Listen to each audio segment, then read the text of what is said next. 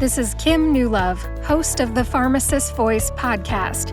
Thank you for joining me for episode 103. It's 4th of July weekend here in the U.S., and I'm looking forward to spending some time with family and watching my son Derek and my nephews blow up some fireworks in the cornfield behind my in-laws' barn. It should be fun. If you're new to the show, welcome. I alternate solo shows and interview shows. The solo shows are about my career change from pharmacist to voice actor. I have been an Ohio licensed pharmacist for 20 years, but I'm no longer in clinical practice. Instead, I'm providing voiceover and narration services. My specialties include medical narration, e-learning, explainer videos, and audiobook narration. If you have a project in mind, contact me through my website, thepharmacistvoice.com. I also have an online course called Pronounce Drug Names Like a Pro, which you can find at kimnewlove.com. Pronouncing drug names like ixekizumab is tough. That's Taltz if you're curious about the brand name. If you don't know how to find the right pronunciations and break them down so you can use them with confidence, Pronounce Drug Names Like a Pro is for you. My podcast interview shows feature a variety of people who use their voices to advocate for something, educate in some way, or entertain. Today's episode is an interview with Dr. Hilary Blackburn. I invited her on the podcast to share how she's using her voice as a pharmacist, author, podcast host, and online community founder so that you can be inspired to become a leader in your areas of expertise too. Let me tell you a little more about my guest, then we'll dive right into our interview. Dr. Hilary Blackburn is a clinically and business-trained pharmacist who's been practicing for almost a decade in a variety of healthcare settings. She has experience in healthcare strategy, business development, formulary development and management, consulting, and establishing successful medication access programs.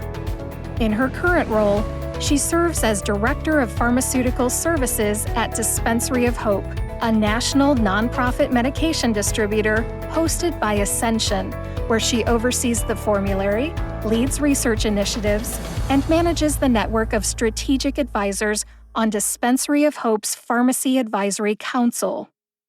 Dr. Blackburn also serves in several leadership positions at a national and state level and precepts Belmont University College of Pharmacy student pharmacists and serves on the Dean's External Advisory Committee. Dr. Blackburn is a graduate of the University of Mississippi School of Pharmacy and completed a PGY1 pharmacy practice residency at the University of Mississippi Medical Center. Hilary is passionate about promoting the pharmacy profession and delivering expert patient care, which led her to found the Pharmacy Advisory Group, which provides pharmacy expertise in consulting and education. Her popular podcast, Talk to Your Pharmacist, has over 170 episodes highlighting successful pharmacy leaders and sharing about current healthcare trends. In 2012, Hilary returned to her Tennessee roots and met her wonderful husband Chad in Nashville, where she enjoys staying involved in her community through volunteering, living an active lifestyle, traveling, spending time with friends and family, and welcoming their baby girl in August 2020. In October 2020, Hilary released her first book titled How Pharmacists Lead: Answers from Women Who Are Leading, Succeeding, and Impacting Pharmacy, which is available on Amazon.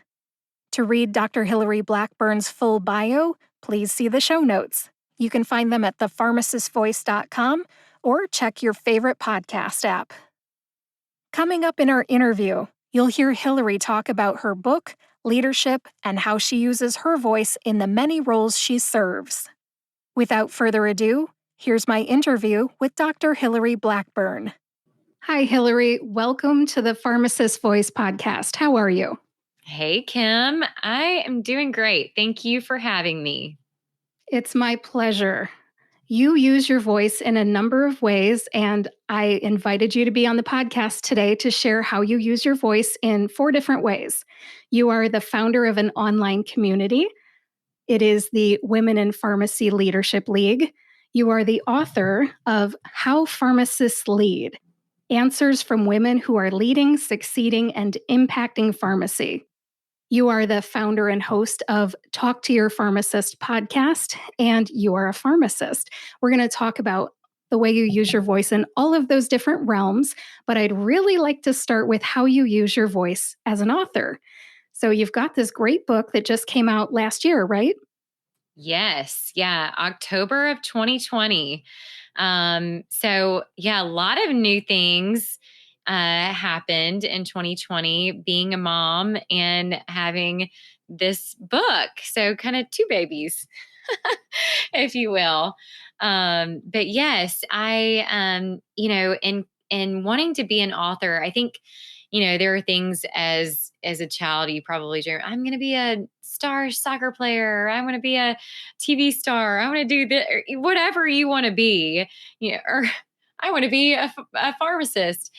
Um, you know, be writing a book or becoming an author is could be one of those things. And we actually have, several pharmacists that have done that, and which was inspiring to me. And fellow podcaster Tony Guerra with the Pharmacy Residency Podcast, and he has a lot of audiobooks. And so Tony's become a great friend.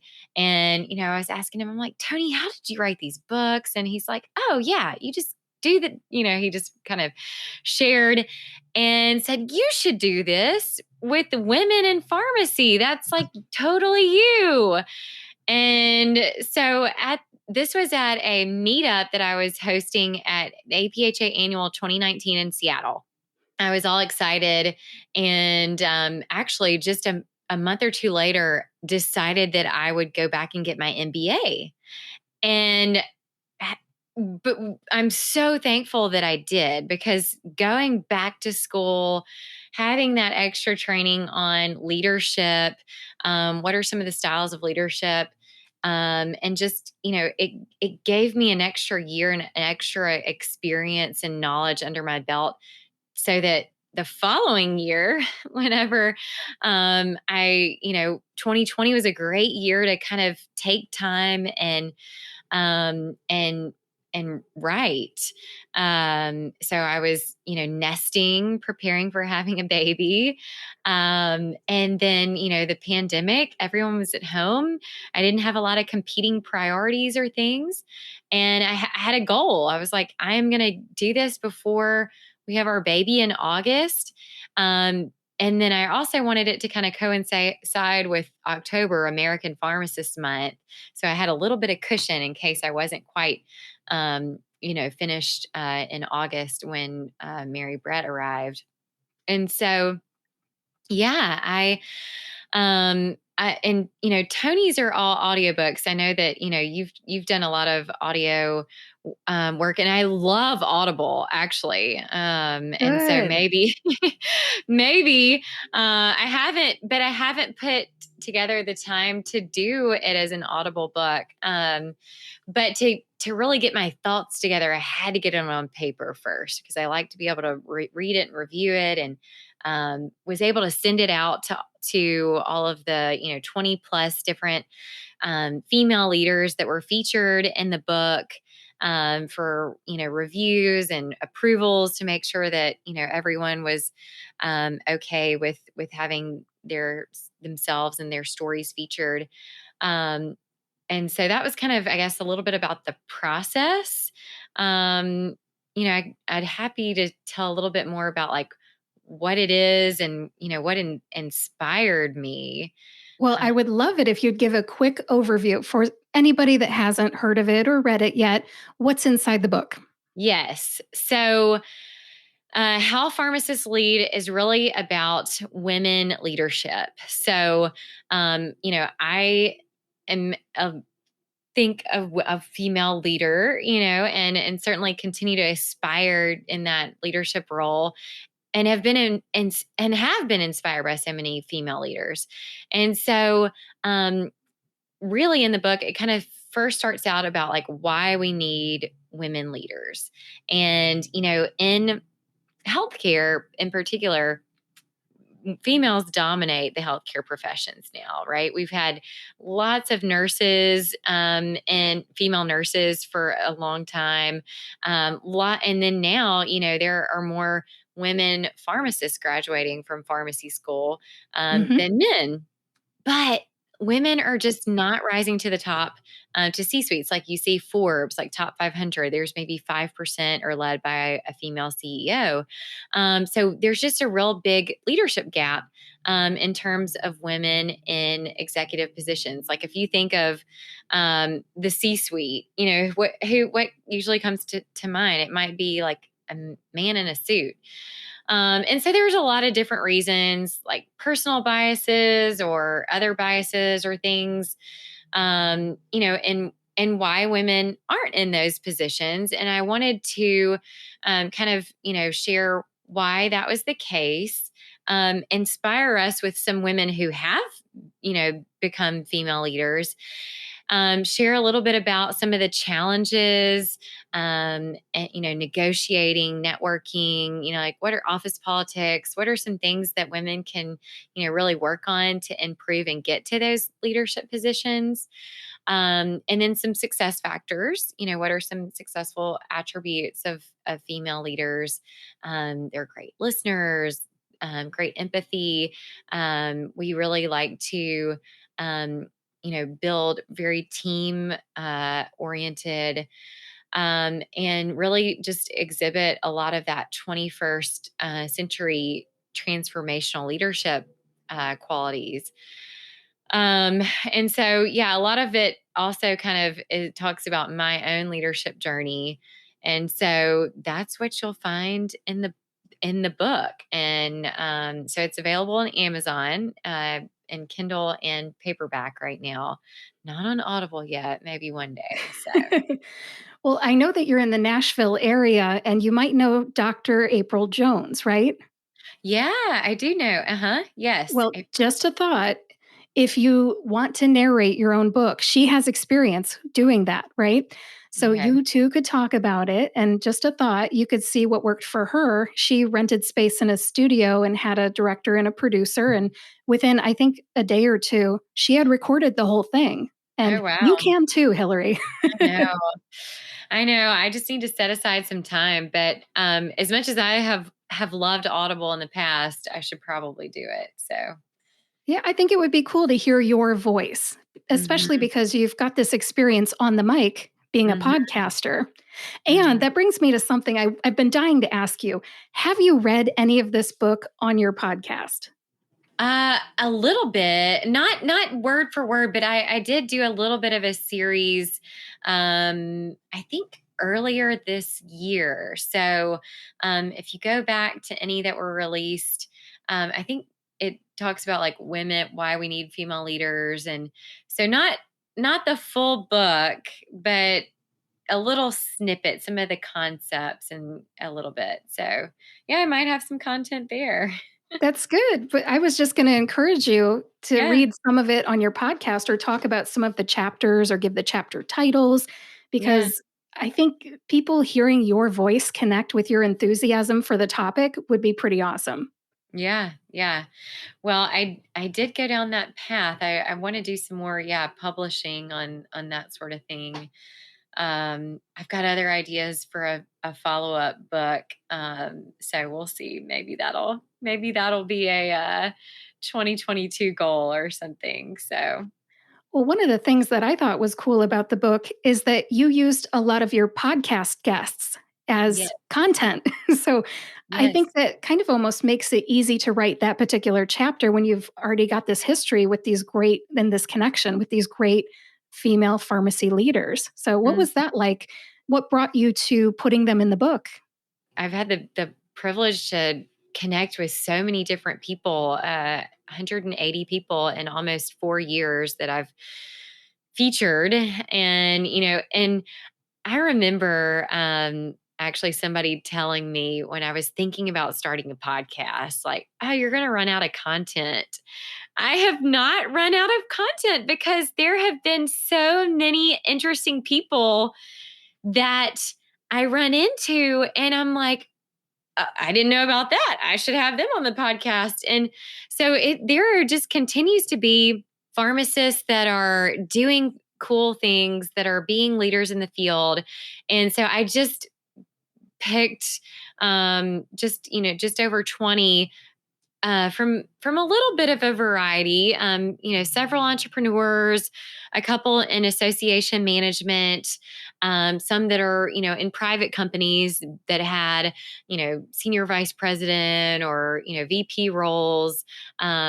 Pharma, a medical science liaison who's also in a pageant. So that was a pretty cool thing that she had done as well that I thought was neat. And gosh, yeah. Military too, right?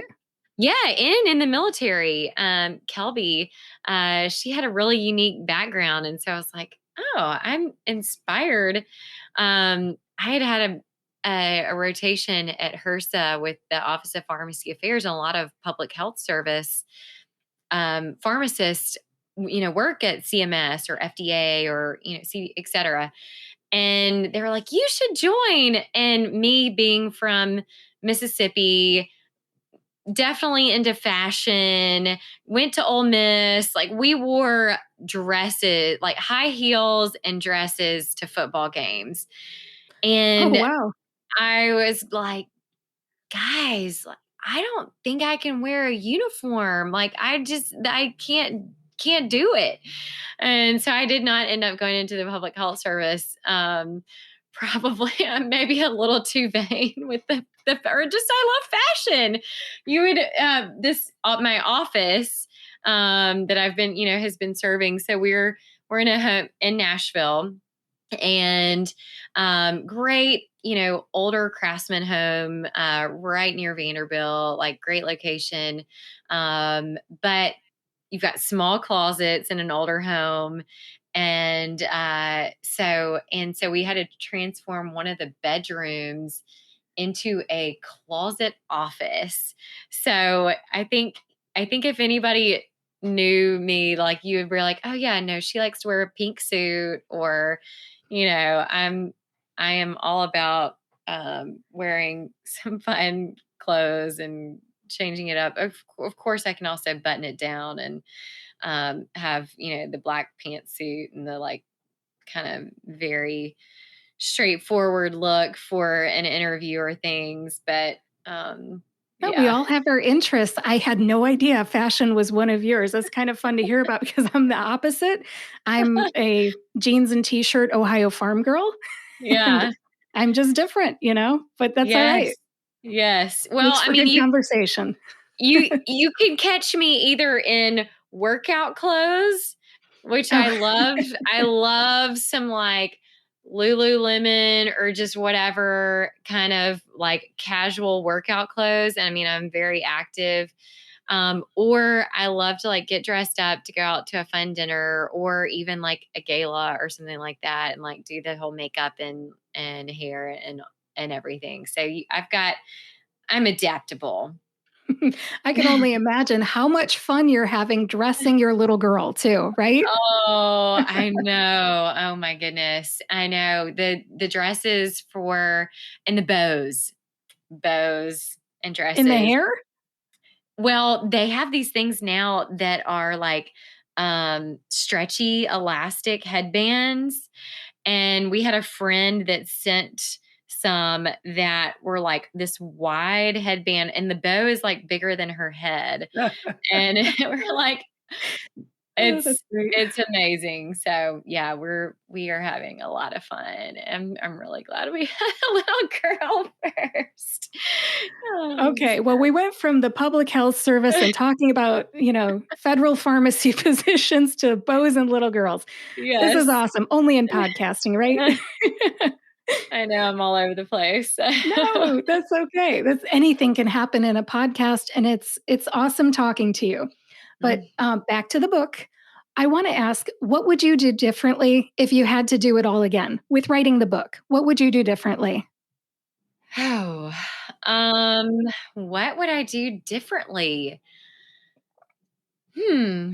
Well, it is maybe have done it sooner or go ahead and try to do another one. I'm like, all right, once it's kind of like with podcasting, once you figure out how to do it, it's not as intimidating. Hmm. So maybe the next round, and yeah, or as you mentioned, I think there's definitely probably some ways to hack the system. And yes, I we've already talked about the need to do Audible, of course, but yeah, I mean that would probably be the thing that I would do differently. I think also how to market it or how to so you do this thing and you put all this time and effort into doing the book. It's like a labor of love.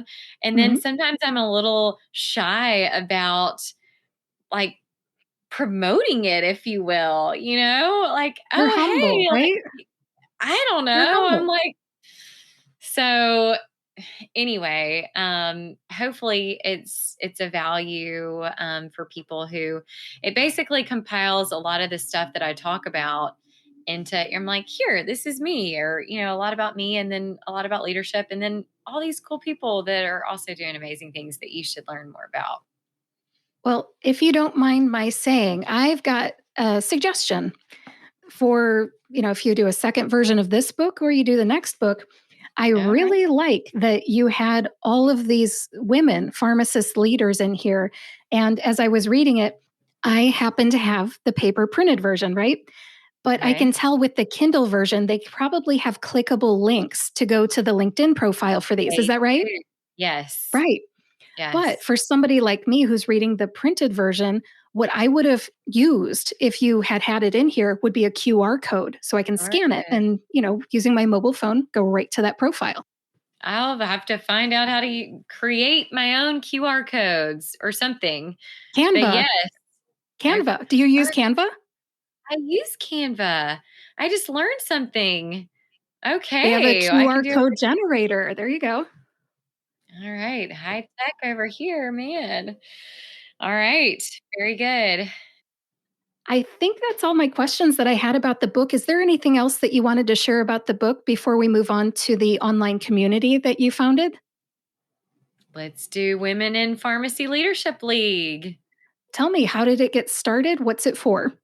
Okay, so the Women in Pharmacy Leadership League was really kind of the offshoot of the book. So, um, I have a passion for women in leadership. I think that many others share that. And we've really got to find a community and a way to like how do these like up and comers connect with, mentors or like those who are already established.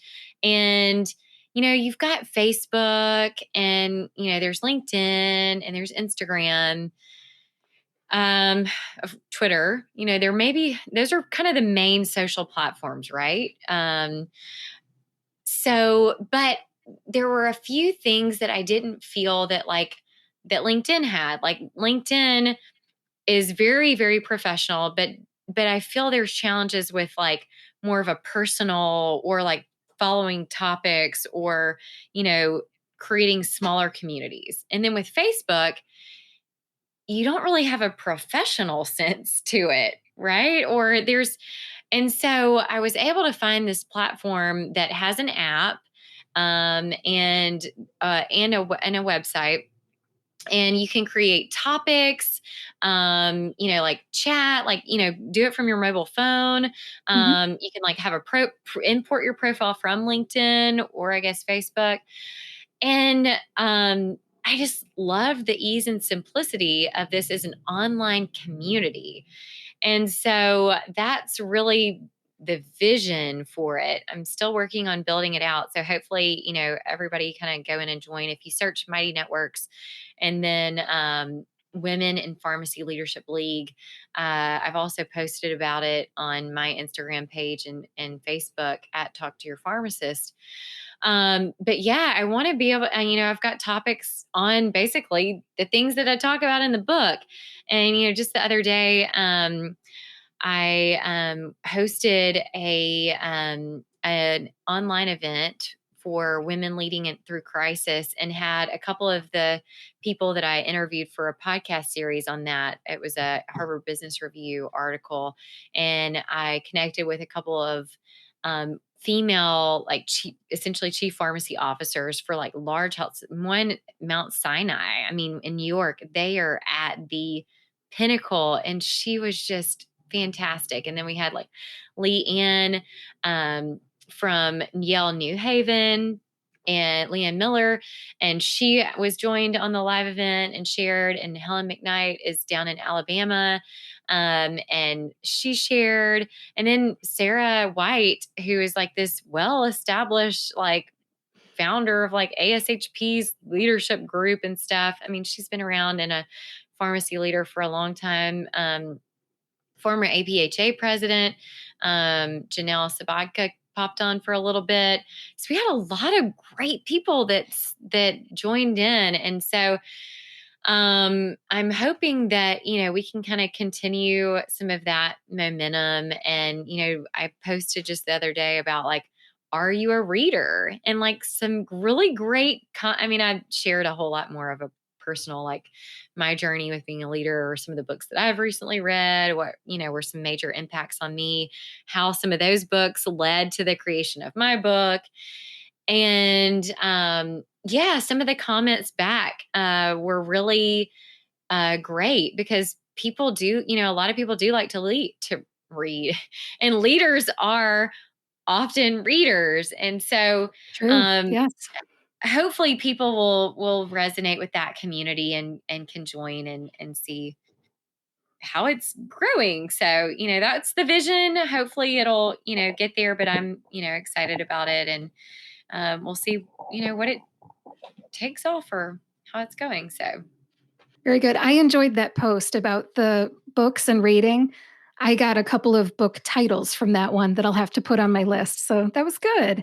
And it's awesome. not exactly on the topic of pharmacy necessarily, but it gets people talking and it leads to good discussion.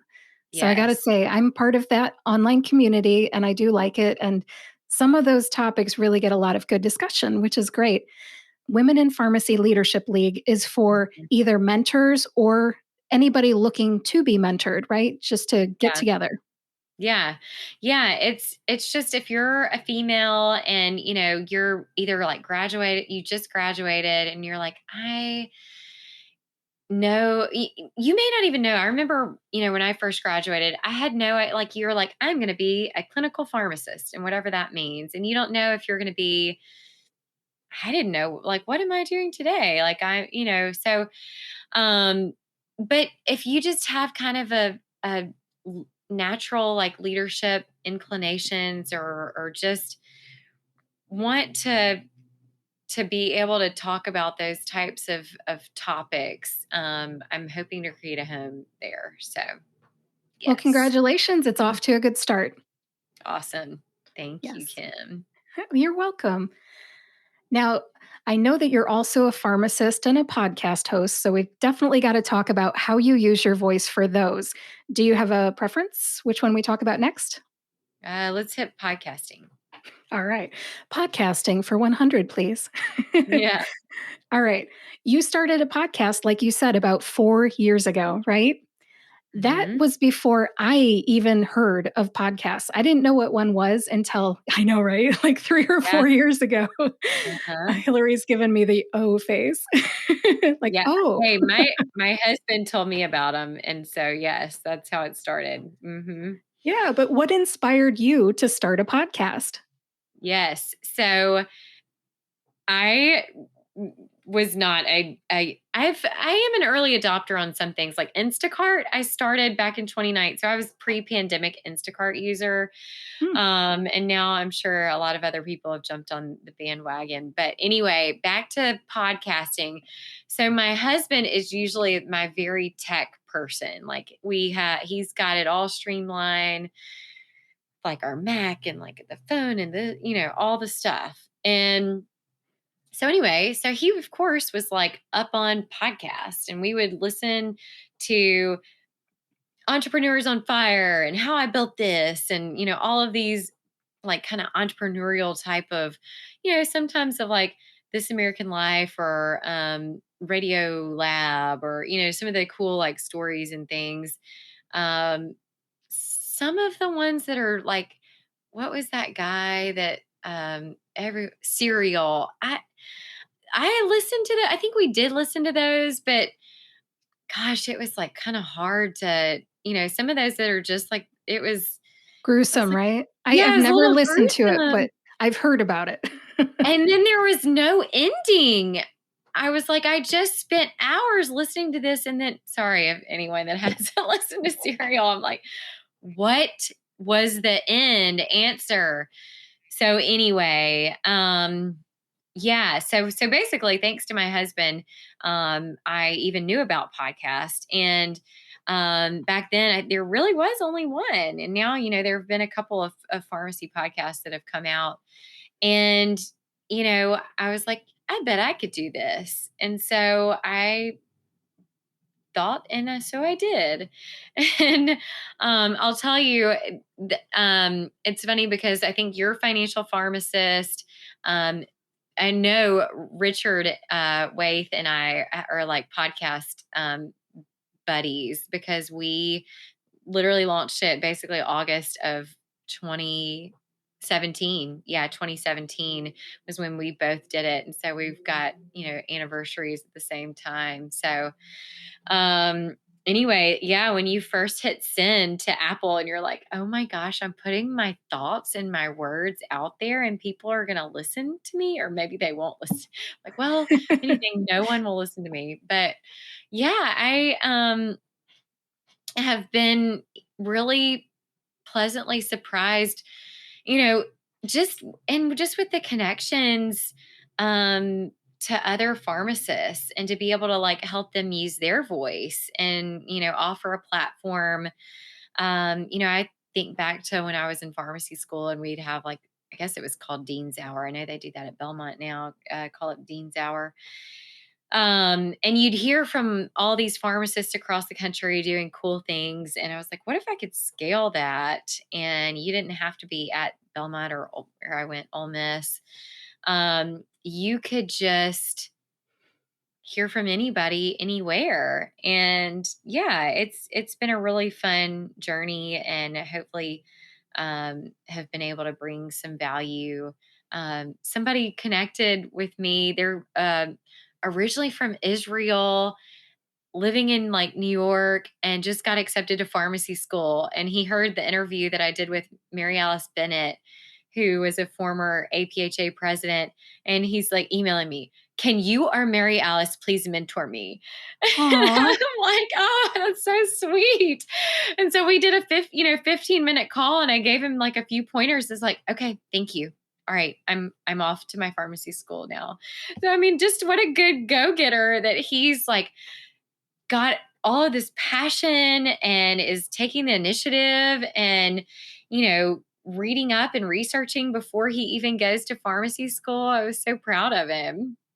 And it wasn't an exhausting thing. Like was like, "Hey, like here's my link. You can schedule 15 minutes with me." I think he's like, "Oh, okay, cool. Got it. Thanks." And all right, that was all, it kind of took. And, that was a connection point. And I think that if he continues that type of, persistence, then that'll lead to good things. So, Yes, I know when listeners reach out to me, I feel mhm. kind of special because it's like somebody's listening. And Yes. that's what you just demonstrated. For sure, people are listening. And we put ourselves in that leadership position when we take a stance on something. Like, Yeah. I would like to share how people use their voice. And, Hmm. by doing that, people, they hear it, and they want to Hmm. know more. They click on my links, they reach out to me, they've reached out to you. And good for you taking the time to meet up with this person. Hmm. Meeting up with people makes a difference in their lives, makes them feel like they have value, you know? Hmm. That could have been me 25, 30 years ago. I know we didn't have podcasting back then, but if Yep. somebody had taken the time to talk to me about something that I cared about, that's easy for them, I think that would Hmm. have meant something to me. So good for you sharing your time. Yep. It's important. But yes, it's a honor and a reward to be able to give back too. So, because people did that for us, right? There have Right. been people that did it for us too. So, I had a college advisor named Dr. Channing Hinman when I was at the University of Toledo in Toledo, Ohio. And he had polio when he was a kid, and he became an immunology professor, which is cool. But him spending time with me, making sure I was on the right path, that meant something to me. They assigned him to me, but still, I mean, when I would make an appointment, he'd show up and he'd tell me all kinds of great stuff. And look at that, I yeah, graduated pharmacy school. So, what's yeah, a mentor that you've had in your life that's really made an impression on you? yeah. Well, I had a pharmacist in school that actually was one of my sorority sisters' mother. And so Camille would talk about her mom was a pharmacist down in Jackson, and we had a split campus. And I was like, oh, okay, cool. Like your mom's a pharmacist.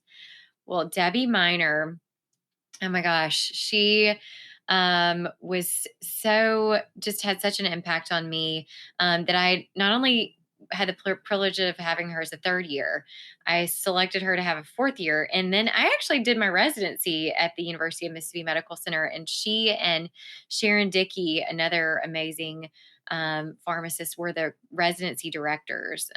Dr. Dickey was the main one.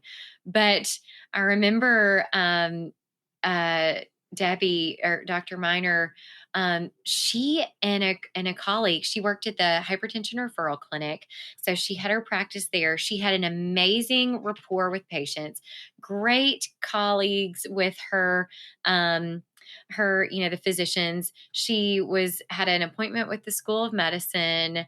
She, volunteered in her community, was like on, American Heart Association. She and the colleague with her at the hypertension clinic actually created the Know Your Numbers campaign for American Heart Association, like 20 or Wow. however many years ago. And she just was like an expert in research. I think she's, written some things on migraines and things, and like the DePiro book. And, so she has she had a very high standard, and instilled in us that drive. She's like, if you do not have something to do, there's been a misunderstanding. And I was like, yes, ma'am. And so she wanted us to work hard and to, when we were there, we had this little, like student room right beside her office. And she would Mhm. come in and, like work, 8 to 5, like long, like every day, like long hours. And like I would, try to get there before and stay like, it was never like, could I leave early? Like I was like, what else can I learn from you? Like, what else are you working on? And so I try to use all of my time there as best as I could. But she would, even hosting students for Bible studies in her home, like being welcoming and having students come to their homes. Um, Gosh, when you're a student and your family isn't near, it is so nice to go to somebody's house and have a nice dinner cooked for you, and for them to be mentoring you, along, Christian values and things, and like, really being there. So that all made a really big difference for me. And so I kind of say that in the intro of the book. There are so many at Ole Miss and along the way that have been, um, you know, inspirational, but just wanted to kind of highlight her. And yeah, oh, my mom, she's a pharmacist down in Jackson. And I'm like, Camille, your mom is a big deal. Now, have you ever had Dr. Miner on your podcast? I was tried to get her at one point, but sometimes it's hard to pin people down, and they're like, oh, they get busy and this and that. We have, kind of kept up, and I've seen her, at Camille's baby shower, and she came, was able to come to my wedding in Mississippi. But sometimes it's hard to pin people down for like a podcast. You're like, what is this? And so, I should probably reach back out to her and make sure she knows that I did do a book and wrote about her. And I'm sure she'll be like, oh man, I've got all these red, she could put red marks all over something that I wrote. And I was like, oh, okay, well, I've got room to improve. So I think as long as you just have that mentality of, I think that when people are trying to give you feedback, it's not that, they just want you to get even better. Like, here's some things that you could do on like how to better your presentation skills or how to better your writing skills. And so anyway, yeah, she was really fantastic. Yeah, I did remember seeing her name in the introduction to your book, and I think it's pretty awesome that you kept that relationship going where she's been to your wedding and you still know her today and you feel like you can reach out to her. So that's pretty cool. I think Mhm. relationships are important, and clearly you've had a lot of relationships develop from the podcast guests that you've had. And oh my goodness, you have so many connections on LinkedIn. I mean, so many people want to be connected to you. So good for you being able to maintain and develop new relationships. That's great. That is one of the most fun things. Malcolm Gladwell, in Tipping Point talks about um, connectors, mavens, and salesmen. And I definitely feel very natural in the connection thing. Like, oh, and then the maven is like this person that always like knows the new information. And I like to try to think that I always am like, oh yeah, I heard about that. Oh yeah. And then sharing and like, and then the salesman is like more about like sharing and selling your ideas. And so it's not anything that you necessarily like have to be like all of those people. Some people just naturally fit in one or more categories. And um sometimes I'm not so sure if I'm always like the salesman on like being as persuasive with my ideas, but I'm like, yes, I love and feel very in the flow when I'm doing those connections and connecting. Oh, you got to meet so and so, and or I try my best. It's become harder and harder.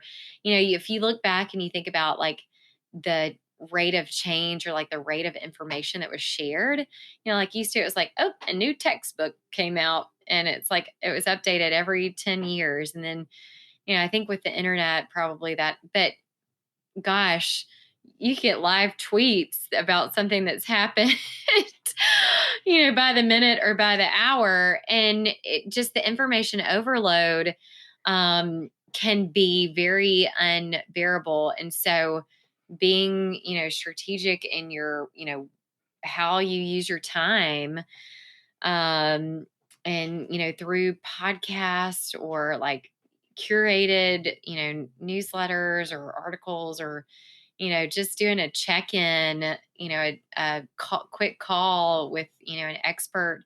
I'm not going to be an expert on every topic, but if I know, oh, um, it's compounding pharmacy, and I'm like, oh, yep, I'm going to call Sean. Oh, birth control. Oh, I'm going to call Sally Raffi. Oh, functional medicine. I'm going to call Lauren Castle. Oh, if it's this, so I'm like, oh, okay, like I know somebody that I'm going to go to if it's on any of those like certain topics. And so I think that's also important for people to remember, is that you don't have to be an expert in everything.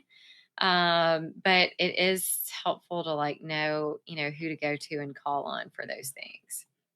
Well, it sounds like you've gotten a lot of relationships out of your podcast. I'm curious to know, though, when you first started the podcast, what did you hope to achieve? Yeah. Well, if anything, I was like, maybe this is a great way to connect with other pharmacists and, build my network.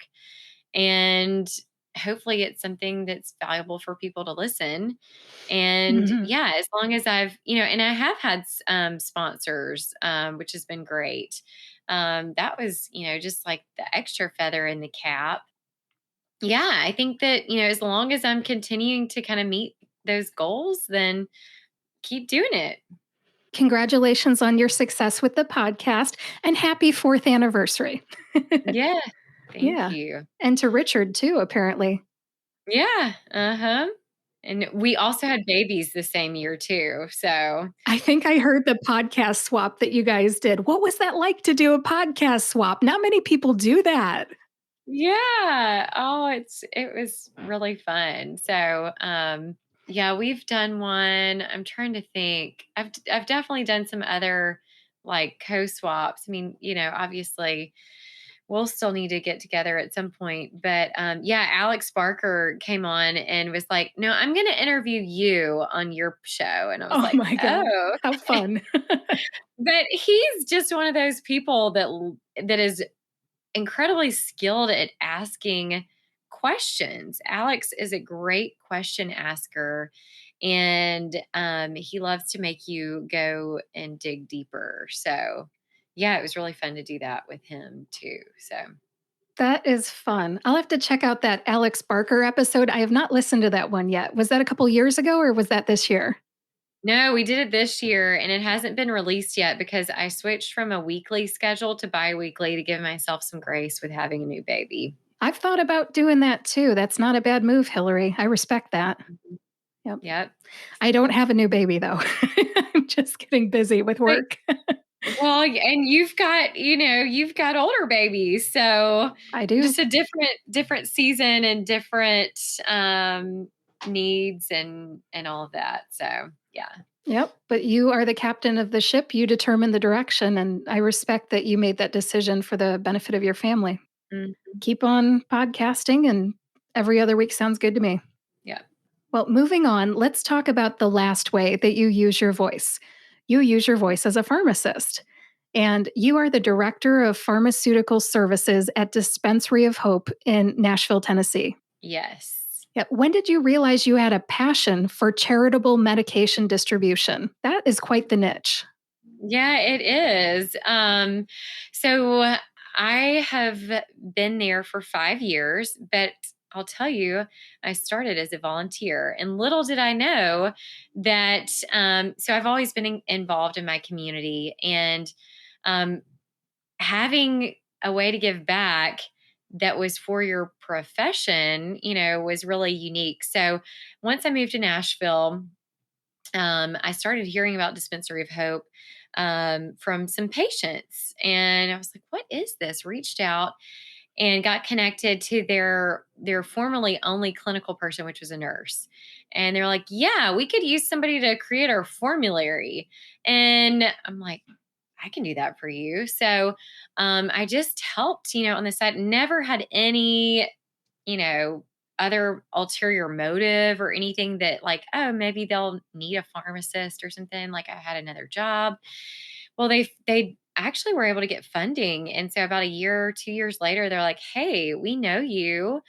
You've been with us. Like I had interned at HRSA at the Office of Pharmacy Affairs. They oversee the 340B program, which is also for the safety net. And so knowing about, a large scale program, helping the safety net, the underserved population, it's really just been a great fit. And in this role, the primary position was to manage the formulary. I was on kind of our sales team talking to other pharmacists about how do you use this donated inventory? What kind of meds do you order? What do you carry? How do you get your drugs? How do you answering those types of questions and kind of being a peer to peer in that way? But it's expanded. So I've been able to wear a lot of different hats.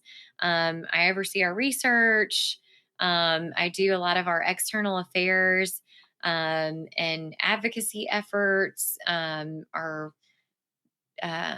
you know, some of our research efforts. We've got one going on with Research Triangle right now. And then just kind of partnerships with schools of pharmacy and pharmacy associations. So, APHA has a Care for the Underserved population SIG that I was involved or am still involved with.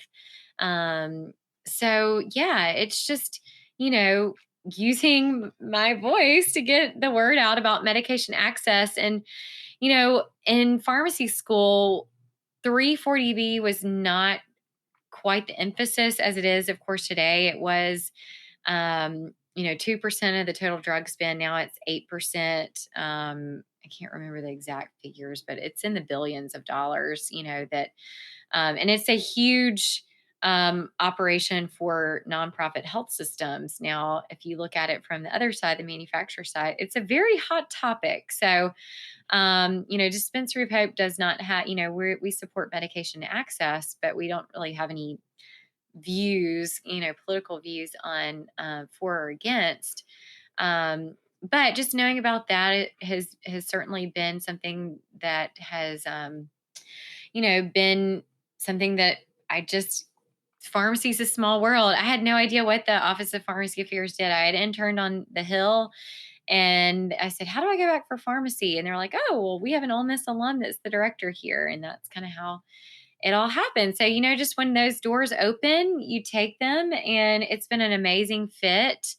And we were just able to hire another pharmacist, an informatics one that we had as a student. We started a rotation with Belmont College of Pharmacies, their informatics students. And she's been fantastic. We've loved having Mary on our team. And so I'm like building our department, if you will. Not that we have any other funds to hire any other ones. So people are like, great, are you hiring more? I'm like, no, we're not.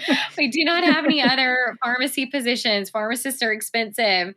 But you could start a charitable pharmacy in your community. And as I always like to say, pharmacists are leaders in your community. And so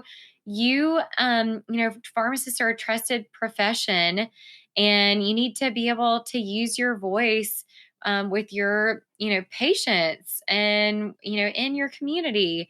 And so I, hopefully will charge, the listeners here that you can do the same thing, right?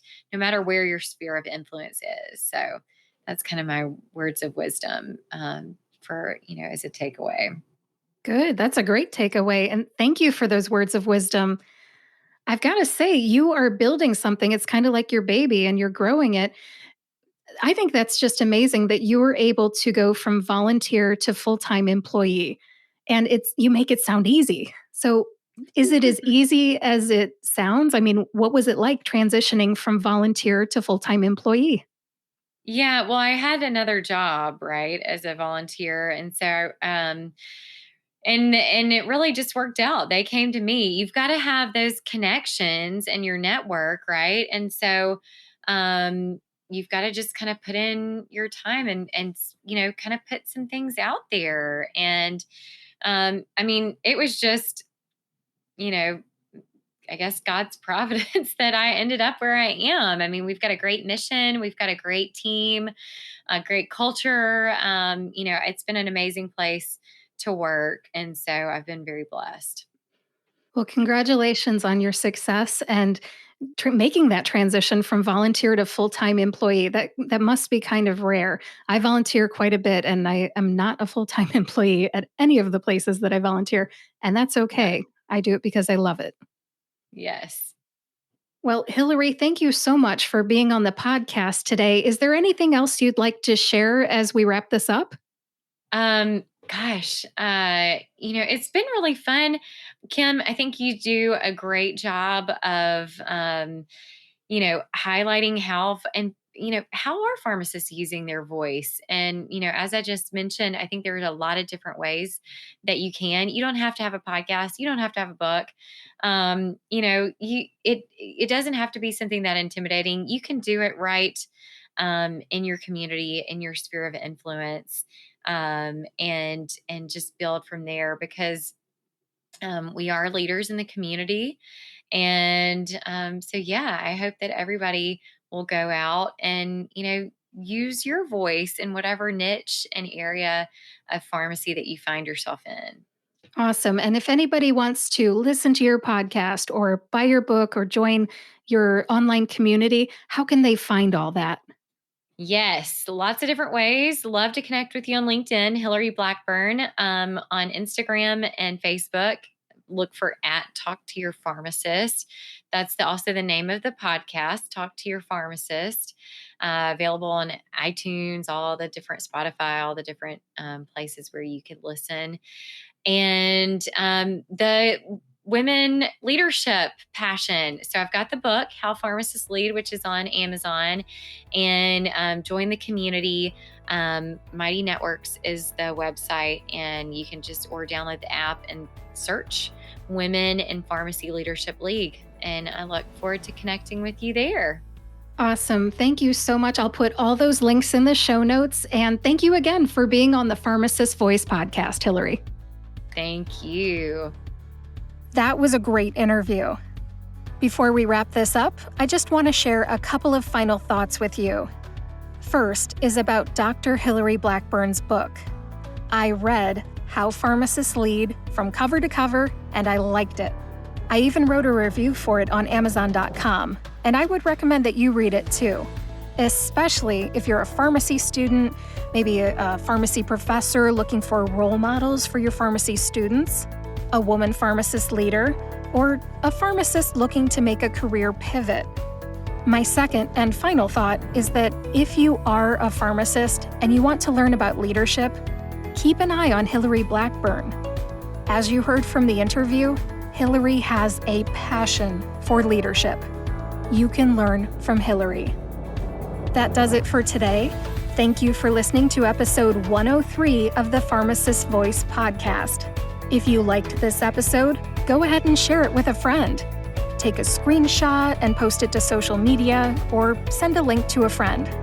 Have a safe and fun 4th of July weekend, and please visit thepharmacistvoice.com to subscribe and read the show notes. Links to Hillary's website, book, podcast, and more are in those show notes. Enjoy.